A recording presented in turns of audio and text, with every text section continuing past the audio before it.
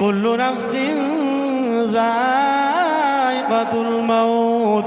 আল্লাহ পাক পরিষ্কার ঘোষণা করে দিয়েছেন, আমি আল্লাহ পাক ঘোষণা করে দিলাম, যার মধ্যে জান আছে একদিন না একদিন তার মৃত্যুর স্বাদ গ্রহণ করতে হবে।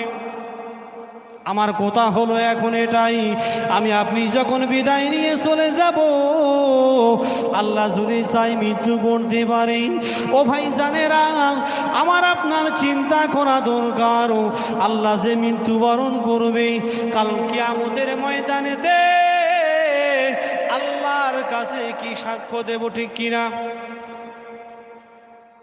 একটু আমাদের চিন্তা ভাবনা করা দরকার, একটু ভাবা দরকার যে আল্লাহ পাক শুধুমাত্র হায়াত দিয়েছেন দুনিয়াতে মৌজ মস্তি করব, 2-4 দিনের বিলাসিতার জিন্দেগি পার করে যাব, অথচ নামাজ পড়বো না, আল্লাহর বিধান মানবো না, রসুলের তরিকা মানবো না। আবার একটা দিনের জন্য কি আমি আপনি চিন্তা করেছি যে আমি আপনি যখন আলামে বারজাখে চলে যাব, ওই আলামে বারজাখ আমার সাথে কি আচরণ করবে, কি ব্যবহার করবে? আমার ভাই জানেরাও এ প্রসঙ্গে চিন্তা করেছিলেন মুসলিম জাহানের প্রথম খলিফা হযরতে আবু বকর সিদ্দিক রাদিয়াল্লাহু তাআলা আনহু। ও ভাই জানেরা, আমার কথাগুলো একটু ভালো করে বুঝে নেবেন। হযরতে আবু বকর সিদ্দিক রাদিয়াল্লাহু তাআলা আনহু তাহাজ্জুদের নামাজ পড়ে নামাজের পাটি ফেলে আল্লাহর কাছে কাঁদতেন, ও রব্বুল আলামিন, আল্লাহ পাক, আমি আবু বকর আমাকে ইনসান না বানি, আমি আবু বকর আমাকে মানুষ না বানি ওই মক্কার জমিনের যদি মরুভূমির ঘাস করে পাঠাতেন, আমি আবু বকর কাল কিয়ামতের ময়দানে আমার কোনো হিসাব দিতে হতো না। জুড়ে হবে না সুবহানাল্লাহ? আল্লাহ আমাকে যদি মরুভূমির ঘাস করে পাঠাতেন, মরুভূমির যদি ঘাস করে পাঠাতেন, তাহলে ওই মক্কার পশুরা আমাকে ভক্ষণ করে ফেলতো, আমাকে খেয়ে ফেলতো, আমি আবু বকর কাল কিয়ামতের ময়দানে আমার কোনো হিসাব দিতে হতো না। জোরে বলুন। আচ্ছা, রসুলের শাফাত আমরা কে কে চাই? হাত তোলেন তো। রসুলের শাফাত চাই। আচ্ছা, দরুদ যদি না পড়ি, রসুলের প্রতি কৃপণতা করি, শাফাত পাবো? জোরে বলুন। আমার ভাই জানেরা, ও জওয়ানেরা, যুবকেরা, ও আমার মুরব্বিয়ানেরা, আল্লাহ রসুল আল্লাহর হাবিব বলেন, কাল কিয়ামতের ময়দানে আমি আমার উম্মতি মুহাম্মাদির জন্য ছুটে ছুটে ছুটে ছুটে ছুটে ছুটে আমি রাসূলুল্লাহ ওই মিজানের পাল্লার কাছে চলে যাব। কোথায় ওয়াজ করতে এলাম? ও ভাই জানেরা, আল্লাহ রসুল আল্লাহর হাবিব বলে, কাল কিয়ামতের ময়দানে আমার উম্মতি মুহাম্মাদির যখন নেকির পাল্লাটা কমে যাবে, আমি রাসূলুল্লাহ তখন ওই দরুদের গাছড়িটা মাথায় করে নিয়ে ছুটে ছুটে ছুটে ছুটে আমার উম্মতি মুহাম্মাদির পাল্লায় চাপিয়ে দেব। একটু জোরে হবে না?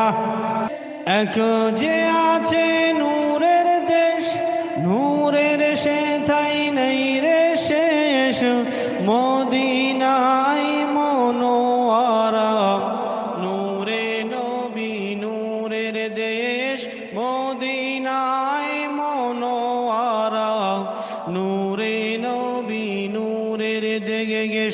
এক যে আছে নূরের দেশ, নূরের সেথাই নেই রে শেষ, এক যে আছে নূরের দেশ, নূরের সেথাই নেই রে শেষ, মদিনায় মনোয়ারা, নূরে নবী নূরের দেশ, মদিনায় মনোয়ারা, নূরে নবী নূরের দেশ।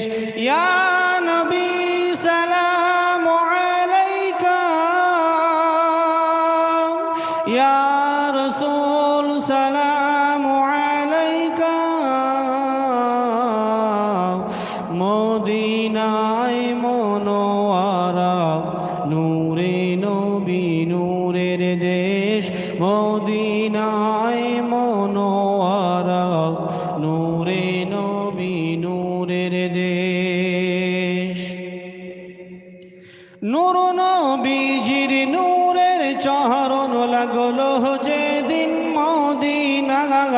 লাগলো যেদিন মদিনা গায় নূর নবীজির নূরের চরণ লাগলো যেদিন মদিনায় লাগলো যেদিন মদিনায় মনোয়ারার লকাব সেদিন লেগেছে মদিনার গায় কল্যাণ করো ইসলামী দেশ নূরানি তার পরিবেশ মদিনায় মনোয়ারা নূরে নবী নূরের দেশ মদিনায় মনোয়ারা নূরে নবী নূরের দেশ নূর নবীজির দুই কন্যা শাদি করেন হযরত উসমা সেই নূরেরই মালিক হয়ে লকাব পেল জুন্নুরাইন কল্যাণ করো ইসলামী দেশ নূরানি তার পরিবেশ কল্যাণ করো ইসলামী দেশ নূরানি তার পরিবেশ মদিনায় মনোয়ারা নূরে নবী নূরের দেশ মদিনায় মনোয়ারা নূরে নবী নূরের দেশ। একসময় আল্লাহ রসুল সাল্লাল্লাহু তাআলা আলাইহি ওয়াসাল্লাম সাহাবাদের ডেকে জিজ্ঞাসা করছেন, ও আমার সাহাবীরা, আমি কি তোমাদের জান্নাতের খুশখবরি দেব না? আর সাহাবায়ে কেরামরা এমন ছিলেন, সবসময় লুপে থাকতেন। আল্লাহ রসুল কখন কোন কথাটা বলবে আমরা সঙ্গে সঙ্গে ক্যাপচার করে নেব। এখনকার যেমন মানুষ আমরা ক্যাপচার করতে পারি না ওলামায়ে কেরামদের কথা, হাক্কানি পীরদের কথা, হাক্কানি মুর্শিদের কথা। ও কি বলছে, যা বলে বলুক, এক কান দিয়ে শুনি, আবার এক কান দিয়ে বার করে দিই। আমার আব্বা জানেরা, ভাই জানেরা, ও জওয়ানেরা, যুবকেরা, ও আমার মুরব্বিয়ানেরা, আল্লাহর নবী আল্লাহর হাবিব এক সময় সাহাবাদেরকে ডেকে জিজ্ঞাসা করেন, ও আমার সাহাবীরা, আমি কি তোমাদের জান্নাতের কথা বলবো না?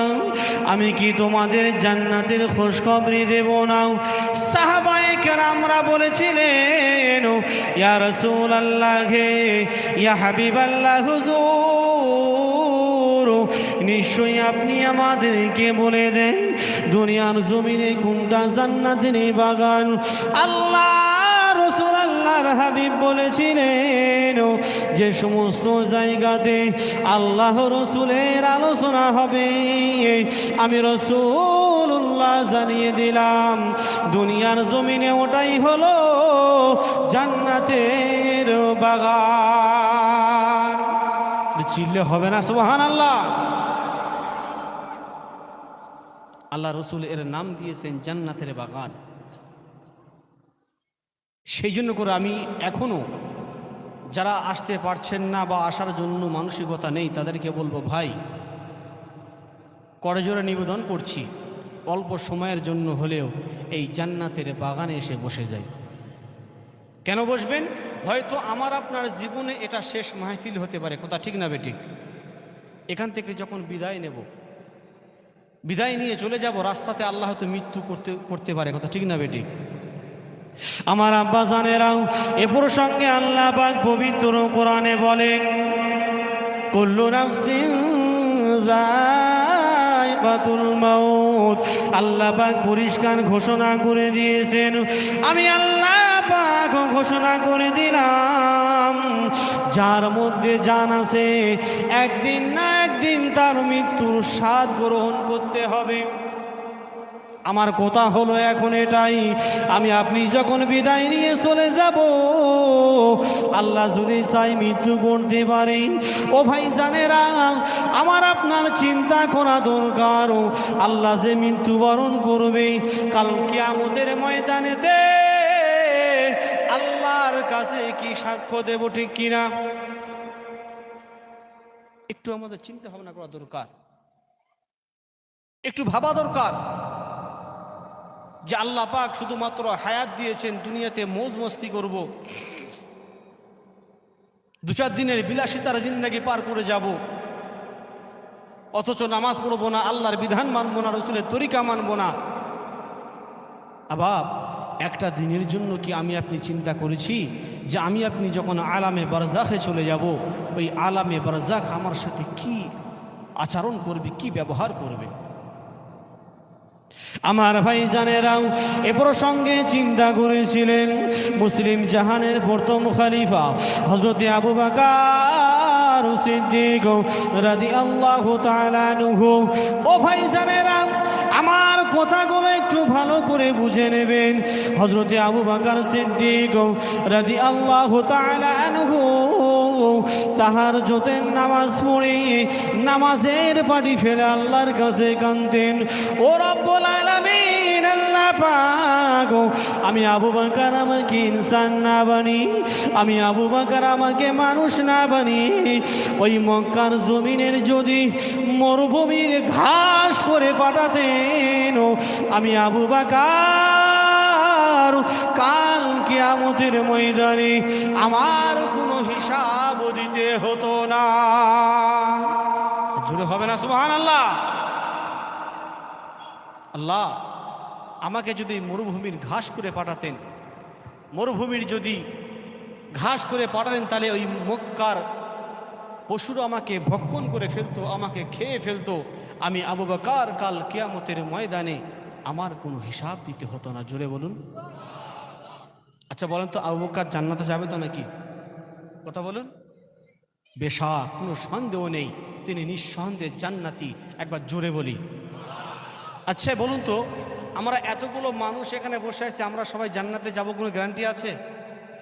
কোনো নিশ্চিত নেই, কোনো গ্যারান্টি নেই। আমাদের ইমানটা এত কমজোর, আমাদের ইমানটা এতটাই দুর্বল, ঠিক মতো সোজা রাস্তায় চলতে পারি না, নিজের রাস্তাটা ঠিক করতে পারি না, যাহার কারণে জামানার মুর্শিদ আল্লামা সুফি মুফতি আজান গাছি রহমাতুল্লাহ আলাইহে হাক্কানি আঞ্জুমান প্রতিষ্ঠা করেছেন। একবার জোরে বলি।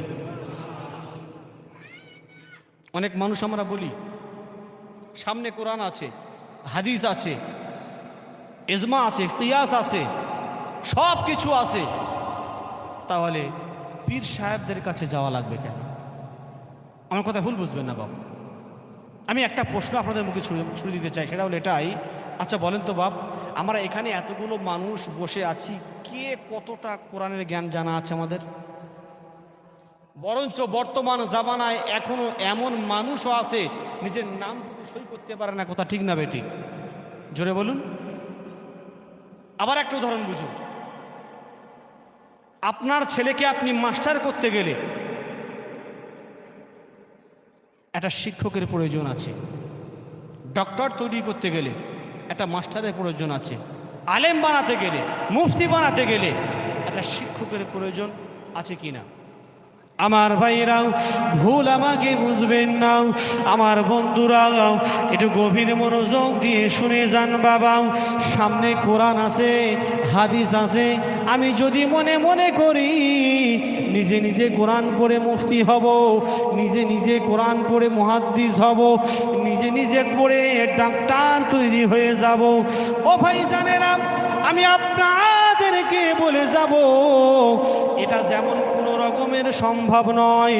এবার একটা কোথায় আপনি আসুন, যারা সিজার করে, বুঝতে পারছেন তো, যে ডাক্তারি পাশ করবে, আচ্ছা পাশ করে আসার পরে সঙ্গে সঙ্গে সে কি সিজার করতে পারবে?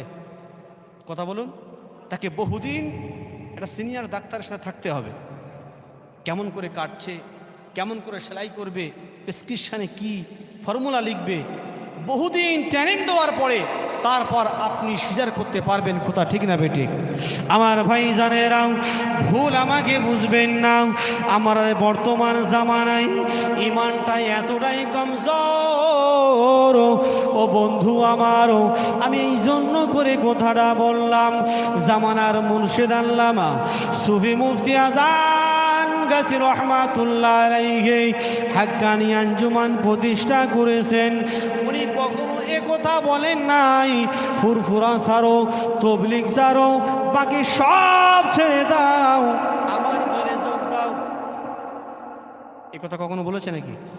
ও ভাইজানেরা, তিনি একটাই কথা আমাদেরকে বলেছেন, বাবা নিয়মিত 5 ওয়াক্ত নামাজ আদায় করো, নিয়মিত কোরআন তেলাওয়াত করো, হালাল খাদ্য ভক্ষণ করো, অত্তাকুল্লাহ আল্লাহর তাকওয়া, আল্লাহর ভয় রাখো। এই 4টে জিনিস যদি পৃথিবীর কোনো মানুষ যদি মেনে নেয়, ও ভাইজানেরা একটু ভালো করে খেয়াল করে দেখুন, এই 4টে জিনিস যদি কোনো মানুষ মেনে নেয়, গোটা শরিয়াতটা মানতে তার জন্য সহজ হয়ে যাবে। জোরে বলুন না সুবহানাল্লাহ। জামানার মুর্শিদ তিনি এই শিক্ষাটা আমাদেরকে দেওয়ার জন্য বারে বারে আমাদেরকে আহ্বান করছেন, বারে বারে আমাদেরকে ডাকছেন। একবার জোরে বলি, ও ভাইজানেরা, আপনি বাগমারের জমিনেতে কেন যাবেন? এই জন্য করে যাবেন যে মুর্শিদের দরবারে যদি একটা বার যাওয়া যায়, ওই মুর্শিদ আমাদেরকে জিজ্ঞাসা করেন, বাবা তুমি নামাজ পড়ো কিনা? জোরে হবে না? আর জোরে বলুন না সুবহানাল্লাহ। ফার্স্ট পয়েন্টে তিনি এই কথা বলবেন, বাবা তুমি নামাজ পড়ো তো? বলে কি বলে না? কথা বলুন। ও ভাইজানেরা, শুধু তাই নয়, অনেক মানুষ এটাও মনে করি, আমি ভুলটা আজকে ভাঙিয়ে দিয়ে যাই, অনেক মানুষ বলে আমার নিজ কানে শোনা, ওরা পীর সাহেবের কাছে যায়, এটা দাও ওটা দাও এটা দাও, বলে কি বলে না? ও বন্ধু, আমি আপনাদেরকে বলে যাব, জামানার মুর্শিদের কাছে যারা যেতে চায়, যারা যায়, আমার ভাইরা বিভিন্ন রকমের সমস্যার কথা বলে, তিনি একটাই কথা আমাদেরকে উপদেশ দেন, ও বাবাজিরা তোমরা নিয়মিত নামাজ আদায় করো। কেন? নামাজ যদি আদায় করতে পারো, আল্লাহ তোমার সকল পেরেশানকে আল্লাহ দূর করে দেবে। জোরে বলুন না সুবহানাল্লাহ।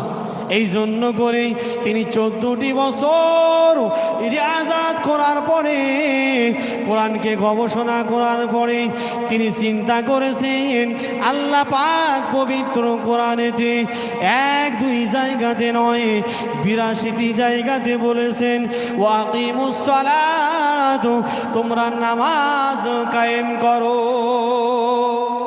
জোরে বলুন না সুবহানাল্লাহ। এক জায়গাতে নয়, আল্লাহ খোদ পবিত্র কুরআনুল কারীমেতে 82টি জায়গায় বলেছেন, বান্দা তুমি নামাজ কায়েম করো, বান্দা তুমি নামাজ কায়েম করো। জোরে বলবেন না সুবহানাল্লাহ। আমার ভাইজানেরা, তিনি চিন্তা করে দেখেছেন, আজকে বিশ্বের মানুষের কাছে যদি এই নামাজের দাওয়াতটা যদি আগে দেওয়া হয়, আল্লাহর কোরআনের আইন মোতাবেক আল্লাহ কোরআনে বলেছেন, ইন্নাস সালাতা তানহা আনিল ফাহশাই ওয়াল মুনকার। জোরে বলুন সুবহানাল্লাহ। আল্লাহ পবিত্র কোরআনে বলেছেন, নিশ্চয়ই নামাজ এমন একটা বস্তু, নিশ্চয়ই নামাজ এমন একটা ইবাদত, মানুষের সমস্ত অন্যায় কাজ থেকে এই নামাজ থেকে বিরত রাখে। জামানার মুজাদ্দিদ তিনি চিন্তা করেছেন, এই নামাজটা যদি বিশ্বের মানুষের কাছে যদি আমি আগে দাওয়াতটা দিতে পারি, এরা নামাজটা যদি আপন করে নেয়, এরা নামাজটা যদি আপন করে নেয়, আল্লাহ পাকের কোরআনের আইন মোতাবেক এরাদের সমস্ত অন্যায়গুলো আমার আল্লাহ রুখে দেবে। যদি বলুন না সুবহানাল্লাহ।